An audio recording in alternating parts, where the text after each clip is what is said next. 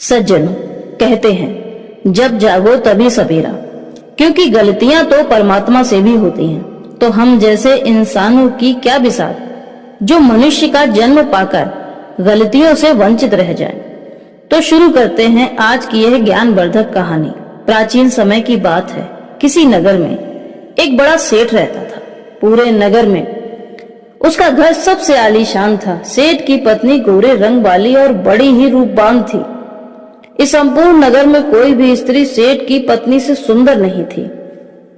उसी सेठ के घर में एक बट वृक्ष था जिसमें एक तोते का जोड़ा रहता था।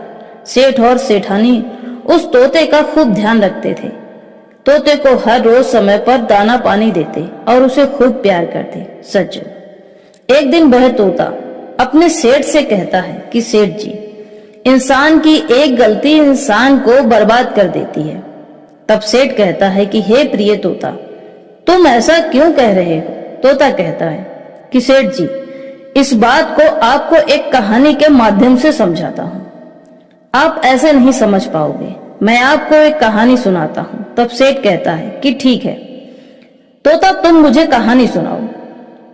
अब तोता अपनी कहानी आरंभ करता है और कहता है कि सेठ जी, आप इस कहानी को बड़े ही ध्यान और एकाग्र होकर सुनिएगा और इन बातों को याद रखिए, तो आप जीवन में कभी भी धोखा नहीं खाएंगे। घर की शांति कभी भी भंग नहीं होगी। लोग सदैव आपका आदर और सम्मान करेंगे। तोता कहानी शुरू करता है कि बहुत समय पहले की बात है। एक नगर में एक धनी सेठ रहता था। उस सेठ के पास सभी प्रकार की सुख सुविधाएं थी, लेकिन उसकी कोई संतान नहीं थी। संतान न होने के कारण वह सदैव दुखी और चिंतित रहता था। फिर अचानक एक दिन उसे पता चलता है कि उसकी पत्नी गर्भवती है। यह जानकर वह बहुत प्रसन्न हुआ। उसने अपनी पत्नी का खूब ख्याल रखा, उसकी हर जरूरत का ध्यान रखा। समय बीता तो एक दिन उसके घर एक पुत्र का जन्म हुआ। सेठ पुत्र के जन्म पर बहुत प्रसन्न था। उसने पूरे नगर में मिठाई बंटवाई, गरीबों को दान दिया, बुजुर्गों को खाना खिलाया। अब जैसे जैसे पुत्र बड़ा हो रहा था, वैसे वैसे सेठ ने उसके लालन पालन में किसी भी प्रकार की कोई कमी नहीं छोड़ी। देखते ही देखते पुत्र कुछ बड़ा हो गया। उसने उस पुत्र को गुरुकुल भेजने का निर्णय किया ताकि वह पढ़ लिख कर एक विद्वान बन सके। अभी पुत्र की उम्र ज्यादा नहीं हुई थी, लेकिन सेठ ने छोटी उम्र में ही अपने बेटे को शिक्षा ग्रहण करने के लिए गुरुकुल भेज दिया। गुरुकुल में वह बालक अच्छे से शिक्षा ग्रहण करता है और अपने गुरु की सभी आज्ञाओं का पालन भी करता है। इस प्रकार वह बालक धीरे धीरे वहां पर सबसे होनहार और बुद्धिमान बालक बन गया। गुरुकुल में उस बालक ने सारे वेद, पुराण, शास्त्र और उपनिषदों का अध्ययन किया और अल्प आयु में ही बहुत बड़ा विद्वान बन गया। गुरुजी भी उस बालक से बहुत प्रसन्न थे। वह इस बात पर गर्व महसूस करते थे कि उनके इस शिष्य ने छोटी सी उम्र में ही बहुत सारा ज्ञान अर्जित कर लिया है। सज्जन, एक कहावत है कि समय कब बदल जाए किसी को पता ही नहीं होता है। ऐसे ही एक दिन प्रकृति ने कहर ढाया। तेज आंधी, तेज तूफान, बारिश, चारों तरफ दिन में अंधेरा छा गया। लोगों के बसे बसाए घर उजड़ गए। इस प्राकृतिक आपदा की वजह से बालक के माता पिता यानी सेठ और सेठानी की मृत्यु हो गई। जब उसके माता पिता की मृत्यु हुई तो यह बालक गुरुकुल में अपने गुरु के पास शिक्षा ग्रहण कर रहा था। और गुरुकुल में जब उस बालक को यह खबर मिली कि उसके माता पिता अब इस दुनिया में नहीं रहे और उसका सब कुछ यानी घर, मकान, धन दौलत सब कुछ बर्बाद हो चुका है, अब उसके पास कुछ भी नहीं बचा है, तो उसे लगा कि जैसे उसका तो मानो संसार ही खत्म हो गया है। यह दुनिया उसे व्यर्थ महसूस होने लगी। अब उस बालक का इस सांसारिक मोह माया से मन उठ गया। उसके बाद बालक ने निश्चय किया कि वह गुरुकुल से शिक्षा पूर्ण करने के बाद अपना संपूर्ण जीवन लोगों की भलाई में ही व्यतीत करेगा। संसार में रहने वाले लोगों के जीवन के दुख और उनकी समस्याओं को कम करने की कोशिश करेगा। कुछ समय बाद जब उस बालक की शिक्षा पूर्ण हो गई और वह गुरुकुल से निकला, तो उसके बाद वह बालक सन्यासी बनकर सांसारिक वस्तुओं और सुविधाओं से दूर होकर हिमालय के जंगल में चला गया। वहां जंगल में जाकर उसने लंबे समय तक तपस्या की। तपस्या पूर्ण करने के बाद उस सन्यासी ने लोगों को शिक्षा देना आरंभ किया। समय के साथ साथ अब उस बालक जो अब सन्यासी का रूप धारण कर चुका था, उसकी चर्चा चारों तरफ फैलने लगी।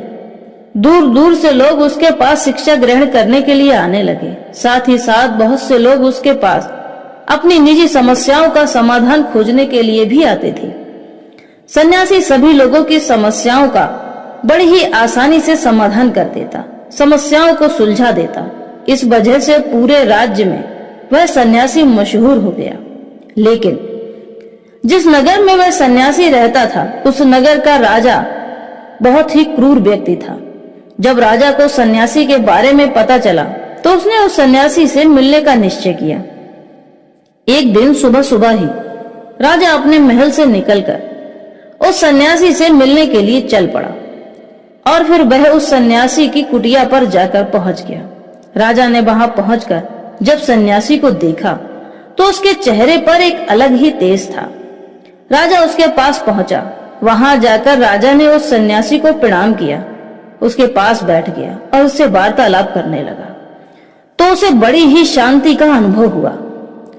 वह राजा पहली ही मुलाकात में सन्यासी के व्यक्तित्व से इतना प्रभावित हुआ कि उसने उसी समय से ही अच्छाई के रास्ते पर चलने की ठान ली। वो मन ही मन सोचने लगा कि इतनी छोटी सी मुलाकात और यह सन्यासी इतनी छोटी सी उम्र का, यह सन्यासी जब मुझे इतना बदल सकता है, तो अगर यह सन्यासी सदैव सदैव के लिए मेरे पास रहने लगे तो मेरी जिंदगी कितनी बदल जाएगी।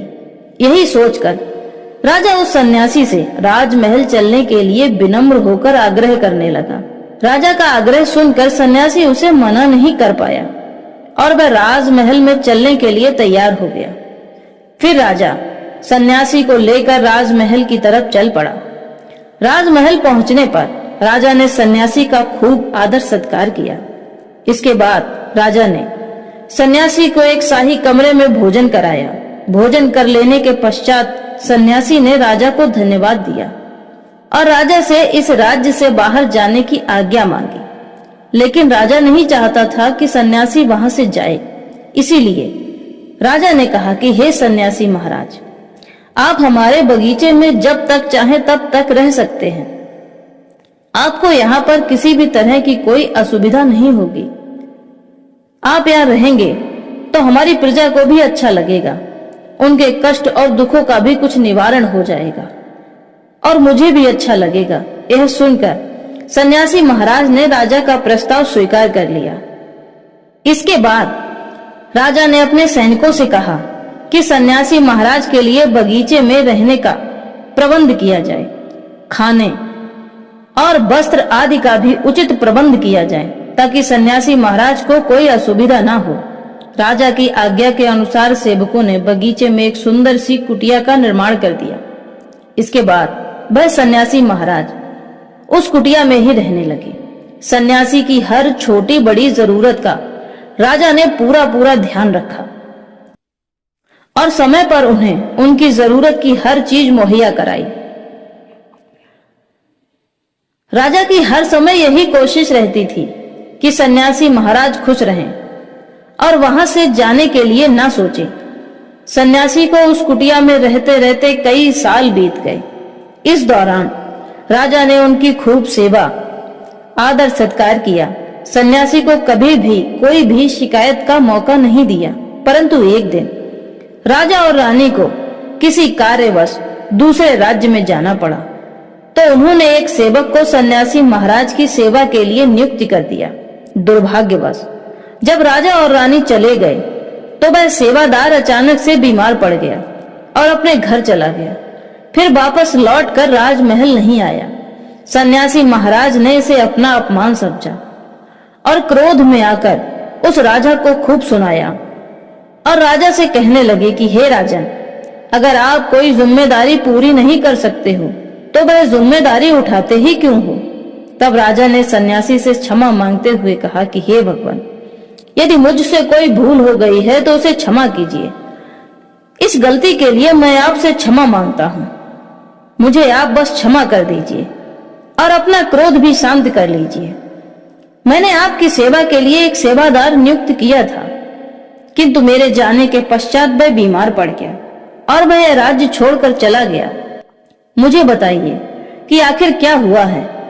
यह सुनकर उस सन्यासी ने कहा कि हे राजन, तुम्हारे जाने के बाद मुझे यहाँ पर किसी ने भोजन नहीं दिया और मैं बहुत दिनों तक भूखा ही रहा।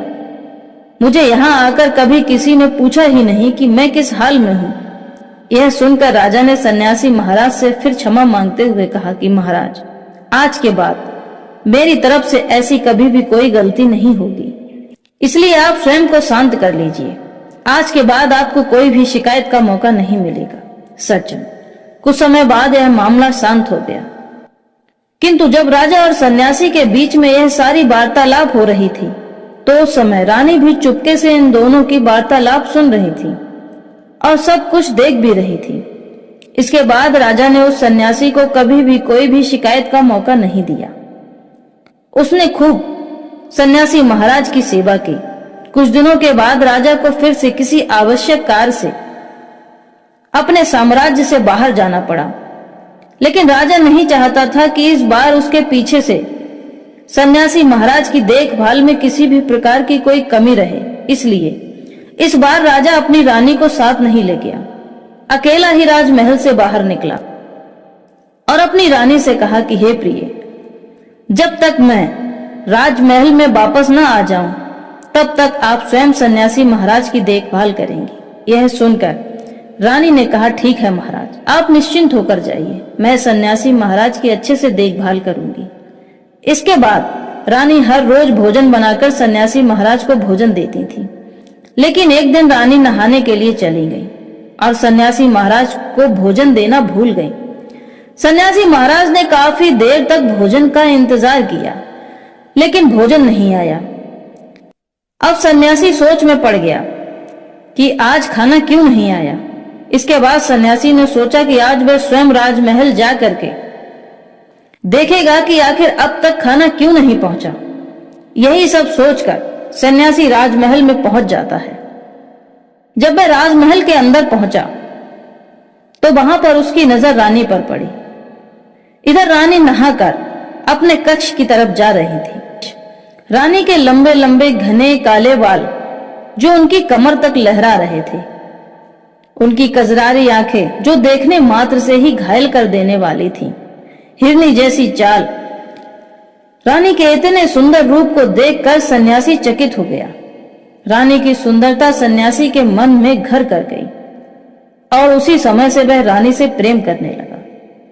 वह वहां से बिना कुछ कहे ही अपनी कुटिया में वापस आ गया। सन्यासी रानी के रूप की सुंदरता को भुला ना सका। इस कारण उसने खाना पीना छोड़ दिया और अपनी कुटिया में एक तरफ ही पड़ा रहा। कई दिनों तक ना कुछ खाया ना कुछ पिया। सब ने प्रयास किया, यहाँ तक कि रानी ने भी उसे खाना खिलाने का प्रयास किया, किंतु सन्यासी ने कुछ भी ग्रहण नहीं किया, जिस कारण वह बहुत ही ज्यादा कमजोर पड़ गया। सन्यासी सदैव रानी की सुंदरता के बारे में मन ही मन सोचता रहता, पर किसी से उसने कुछ नहीं कहा। कुछ समय के बाद राजा अपने राजमहल में वापस लौटे तो जब उन्हें सन्यासी की ऐसी स्थिति का पता चला तो वह सीधे सन्यासी महाराज के पास उनकी कुटिया में ही पहुंच गए और बोले कि हे सन्यासी भगवान, क्या बात है, आपको क्या हुआ है? आप इतने कमजोर कैसे हो गए हैं? क्या इस बार भी आपका किसी ने ख्याल नहीं रखा? मेरे इस राज्य में रहते हुए आखिर आपको किस बात की चिंता है और आप किस गहरी सोच में डूबे रहते हो? भगवान, क्या इस बार भी मुझसे कोई भूल हो गई है? तब उस सन्यासी ने कहा कि नहीं राजन, आपसे कोई भूल नहीं हुई है। यह सुनकर राजा ने कहा, तो फिर क्या बात है सन्यासी महाराज, आप मुझे बताइए, मैं आपकी परेशानी अवश्य दूर करूंगा। यह सुनकर सन्यासी ने राजा से कहा कि हे राजन, यदि मेरी परेशानी का कारण जानना ही चाहते हो तो सुनो। राजन, मैं आपकी रानी की अद्भुत सुंदरता को देखकर उनकी सुंदरता के फेर में पड़ गया हूं और उनसे प्रेम करने लगा हूं। अब आलम यह है कि मैं आपकी रानी के बिना जिंदा नहीं रह सकता। सन्यासी महाराज की यह बात सुनकर राजा हैरान रह गया और कुछ देर सोचने के बाद राजा ने उस सन्यासी से कहा कि हे भगवान, अगर मेरी रानी के कारण आपकी ऐसी हालत हो गई है तो मैं आपको अपनी रानी दे दूंगा। राजा की यह बात सुनकर सन्यासी बहुत प्रसन्न हुआ। इसके बाद राजा सन्यासी से आज्ञा लेकर सीधा अपने महल पहुंचा। उस दिन रानी ने सबसे सुंदर वस्त्र और गहने पहने हुए थे। राजा रानी के पास महल में पहुंचे और राजा ने रानी से कहा कि हे रानी, इस सन्यासी महाराज की आपको मदद करनी चाहिए। यह बहुत कमजोर पड़ गए हैं और मैं नहीं चाहता कि किसी ज्ञानी ध्यानी महापुरुष की हत्या का कलंक हमारे इस राजमहल पर पड़े। तब रानी ने कहा कि हे राजन, ऐसा कौन सा पाप है जो इस राजमहल पर लगने वाला है? आप इस राजमहल के राजा हैं, आपको उसका उचित समय पर उचित निदान कर देना चाहिए। तब राजा ने कहा कि हे रानी, इन सन्यासी महाराज के दुख का कारण है आप। यह सन्यासी महाराज आपसे प्रेम कर बैठे हैं। क्या आप इनकी हत्या का पाप अपने सर लेना चाहेंगी? आपकी अद्भुत सुंदरता ने इन सन्यासी महाराज को दीवाना बना दिया है। राजा की बात सुनकर रानी ने राजा पर क्रोध नहीं किया, बल्कि स्थिति को समझते हुए कहा कि हे महाराज, आप चिंता मत कीजिए, अब आप सब कुछ मुझ पर छोड़ दीजिए। मुझे पता है कि अब मुझे क्या करना है।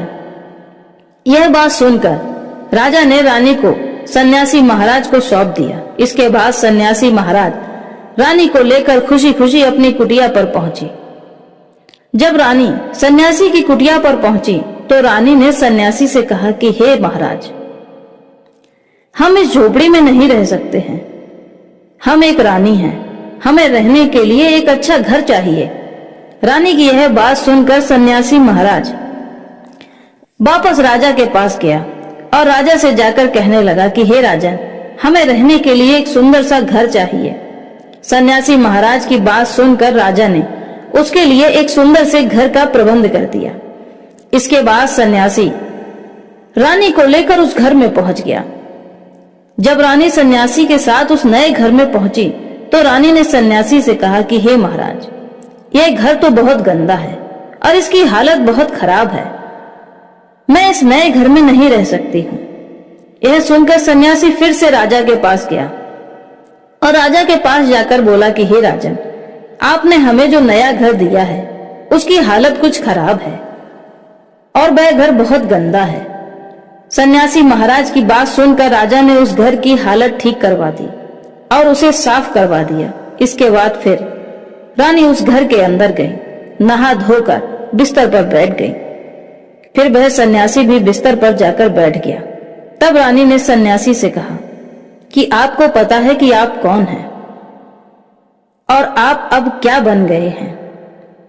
आप एक महान सन्यासी थे जिसके लिए राजा स्वयं सारी जरूरत और सुविधाओं का प्रबंध कर देते हैं, जिसके पास दूर दूर से शिक्षा ग्रहण करने के लिए लोग आते हैं, जो लोगों को सत्य की राह दिखाते थे, जो लोगों की समस्याओं का समाधान करते थे, जिनको सभी लोग एक सच्चा गुरु मानते थे, जिनको सभी लोग भगवान की तरह पूजते थे।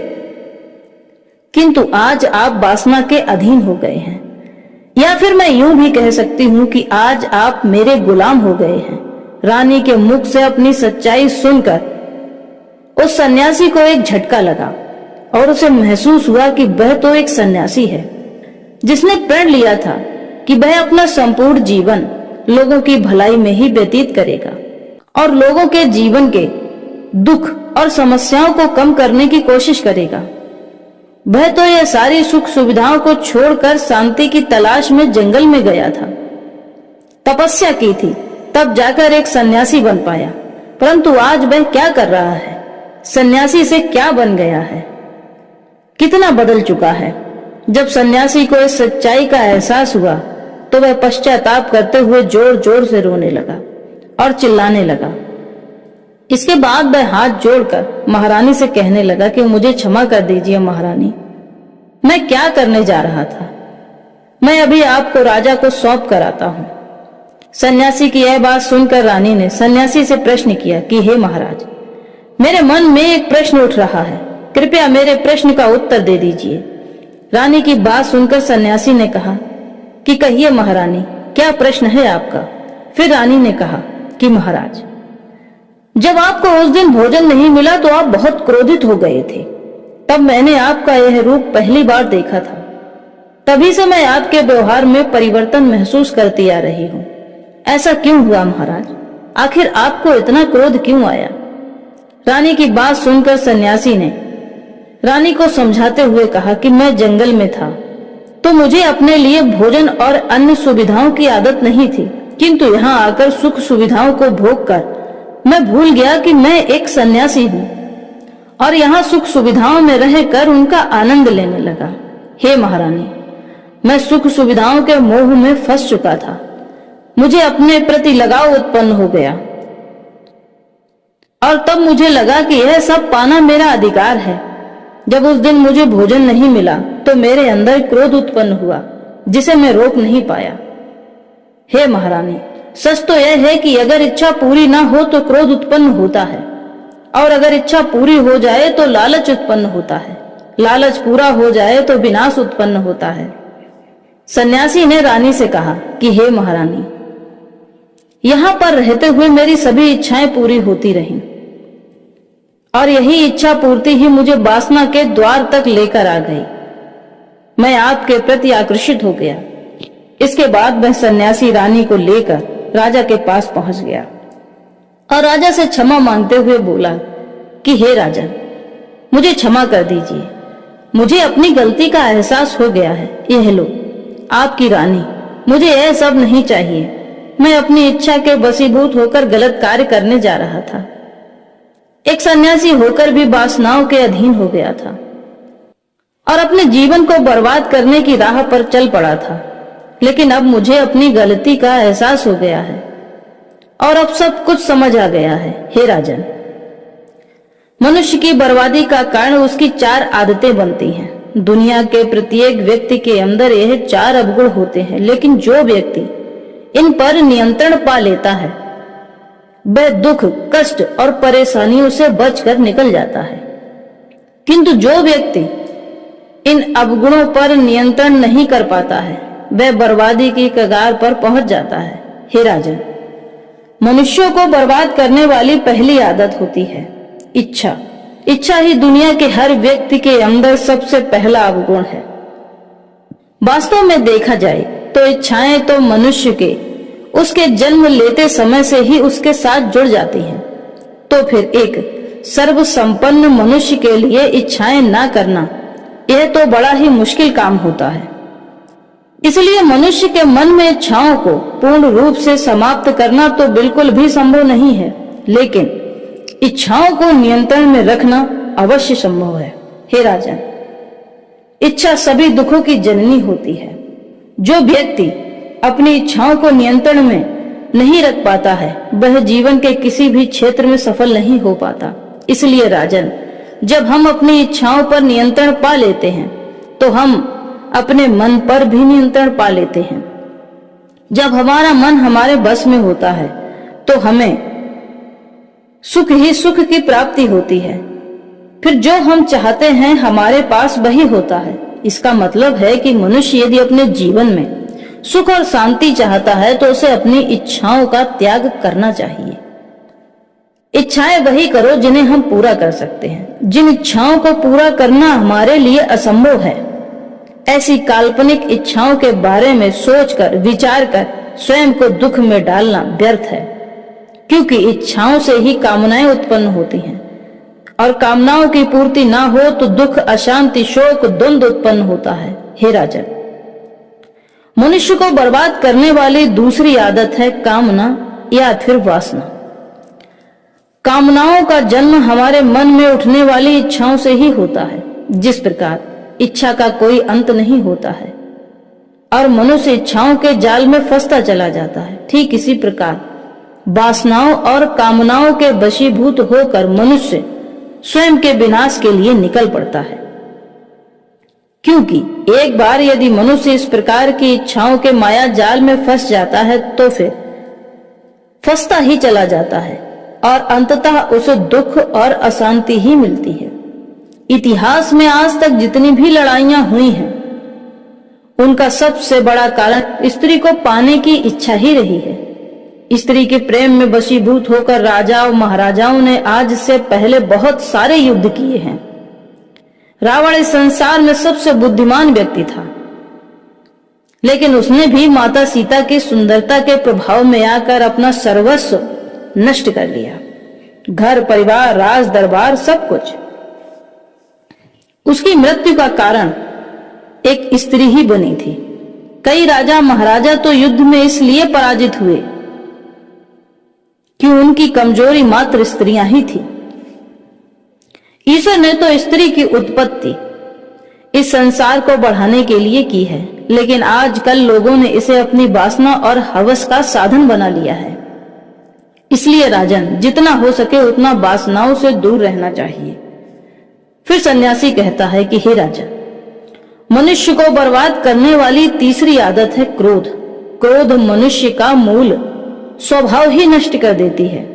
जब उसके मन की इच्छाओं की पूर्ति होने लगती है तो वह और इच्छाएं अपने मन में जागृत कर लेता है, और जब उसकी छोटी छोटी इच्छाएं आसानी से पूरी हो जाती हैं तो धीरे धीरे उसमें थोड़ी और बड़ी बड़ी इच्छाएं जागृत होने लगती हैं, और इसी तरह वह और अधिक इच्छाएं करने लगता है।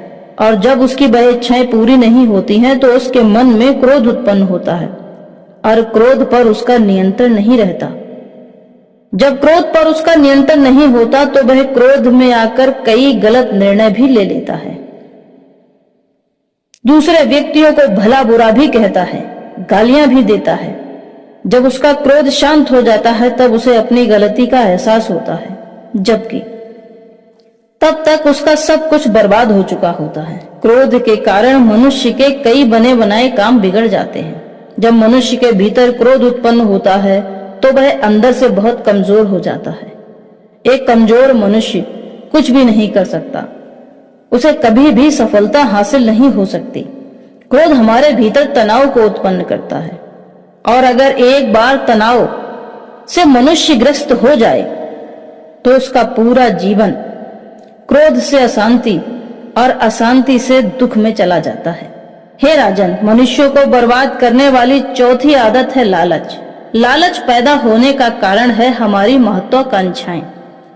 हर एक व्यक्ति अपने जीवन में सुख समृद्धि और यश की कामना करता तो है, लेकिन जाने अनजाने में उन्हें पूरा करने के लिए वह लालच करता है, और लालच में पड़कर हम बहुत सारे लोगों का बुरा कर देते हैं। हर व्यक्ति ऊंचे से ऊंचा पद पाना चाहता है। इसी सोच में वह अपनी सभी सुख और शांति को दांव पर लगा देता है। हर मनुष्य के जीवन में कभी न कभी ऐसा अवसर अवश्य आता है जब वह लालची होकर बैठ जाता है और इच्छाओं को पाने की लालच में सब कुछ ऐसा कर बैठता है जिसके करने के बाद उसे बहुत ही अधिक शर्मिंदगी का अनुभव होता है। अपना इज्जत, अपना सम्मान, अपनी प्रतिष्ठा को दांव पर लगा देता है। हे राजन, हर इंसान के पास उसकी क्षमताओं और योग्यताओं के अनुसार ही सब कुछ होता है, किंतु लालच का फल सदैव बड़ा होता है। जो व्यक्ति लालच करता है वह कामयाबी से दूर रहता है, क्योंकि एक ना एक दिन लालच का दुष्परिणाम सामने आ ही जाता है। अगर हम समय रहते ही लालच को त्याग दें और उसके फेरे में ना पड़े तो हम एक सफल व्यक्ति अवश्य बन सकते हैं। लालच व्यक्ति की बुद्धि, व्यक्ति के कर्मों को नष्ट कर देता है और उसे पतन के मार्ग पर ले आता है। अंत में सन्यासी राजा से कहता है कि हे राजन, अगर मनुष्य इन सभी बातों को छोड़ दे, इनका त्याग कर दे, तो उसे जीवन में सफल होने से कोई नहीं रोक सकता, और इन आदतों को जो नहीं छोड़ता है उसका जीवन बर्बाद हो जाता है। मैं एक सन्यासी होकर भी लोभ लालच में पड़ गया था, तो सामान्य मनुष्य तो इनसे कैसे बच सकते हैं? राजन, योग, नियम, धर्म, संयम, ये 4 ऐसी चीजें हैं। यदि कोई मनुष्य इन चारों चीजों को अपना लेता है तो इन सभी चीजों से वह स्वयं को बचा सकता है और अवन्नति से उन्नति के मार्ग पर चल सकता है। सज्जन, आज का यह ज्ञानवर्धक वीडियो आपको कैसा लगा हमें कमेंट में अवश्य बताएं। वीडियो यदि पसंद आया है तो इसे लाइक कर लीजिए, साथ ही साथ हमारे इस चैनल को सब्सक्राइब कर लीजिए, क्योंकि हमारे इस चैनल पर इसी तरह की रोचक कहानियां आपको सदैव मिलती रहती हैं। खुश रहिए, खुशियां बांटिए, यही तो जीवन का मूल मंत्र है। धन्यवाद।